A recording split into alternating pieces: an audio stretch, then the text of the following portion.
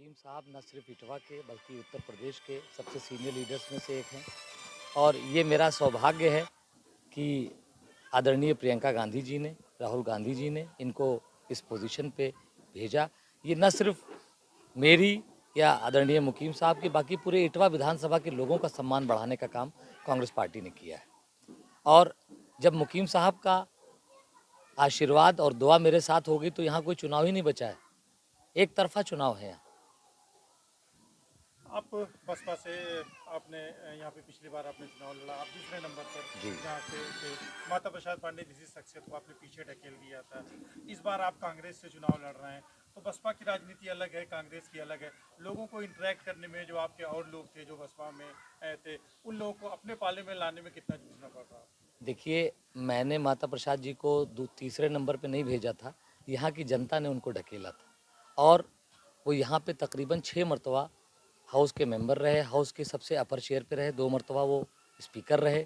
मगर उन्होंने यहाँ का विकास तो आपने देखा ही होगा। यहाँ पे कहावत चलती है कि इटवा और इटावा में सिर्फ आग की मात्रा का फ़र्क है, और इटावा देख लीजिए और अपना हमारा विधानसभा इटवा देख लीजिए, जबकि मुख्यमंत्री स्पीकर का विहीन होता है, हाउस की सबसे बड़ी चेयर होती है। तो यहाँ पे कोई विकास उन्होंने नहीं किया है। दूसरी बात जो बसपा की है, मैं पिछली मरतबा बीएसपी से लड़ा, 13 महीने का मेरा एसोसिएशन था लोगों से, और मैं ये आपको यकीन दिलाता हूँ कि पिछली मरतबा दलित समाज के, पिछड़ी समाज के लोगों ने 50,000 में से मुझे तकरीबन 30 से 32,000 वोट दिया था।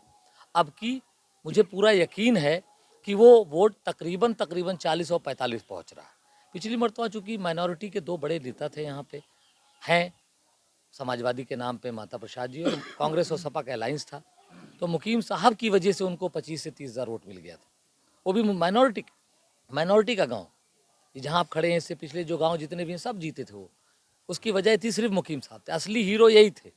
और जब असली हीरो इधर आ गए तो अब मैं तो इनका छोटा हूँ, मैं तो अब मुझे इतना अच्छा लग रहा है। अभी पिछला चुनाव में लड़ा तो मुझे लगता था कि जैसे मैं अकेले लड़ रहा हूँ, मेरे ऊपर कोई अगर मैं कुछ गलत कह जाता था तो मुझे रोकने वाले नहीं थे।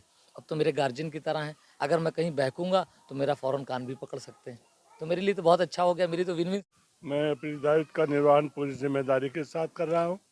जहाँ जहाँ मेरी ज़रूरत पड़ रही है मैं जा रहा हूँ और लोगों से कांग्रेस पार्टी को जिताने की अपील कर रहा हूँ। इटवा विधानसभा आपका है, ये आपका कार्य क्षेत्र है, यहीं से आपने राजनीति की शुरुआत की और आज भी आप यहाँ पे सक्रिय राजनीति में आप हैं। यहाँ से अरशद खुर्शीद साहब हैं। जाहिर है अरशद साहब का तो सम्मान लगा हुआ है, साथ में आपका भी लगा हुआ है। इस सीट को जिताने के लिए क्या आपकी कार्य योजना क्या है? पूरे ज़िले की सीटों को जिताने की हमारी इच्छा है।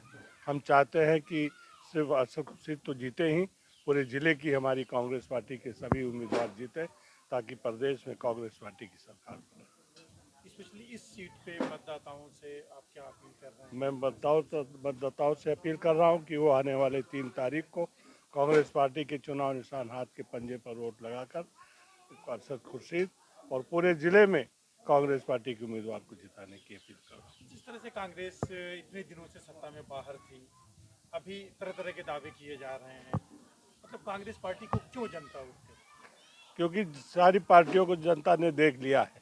सपा को भी 3 बार आजमा लिया, बसपा को भी 3 बार आजमा लिया, भाजपा को भी 3 बार उत्तर प्रदेश में आजमा लिया।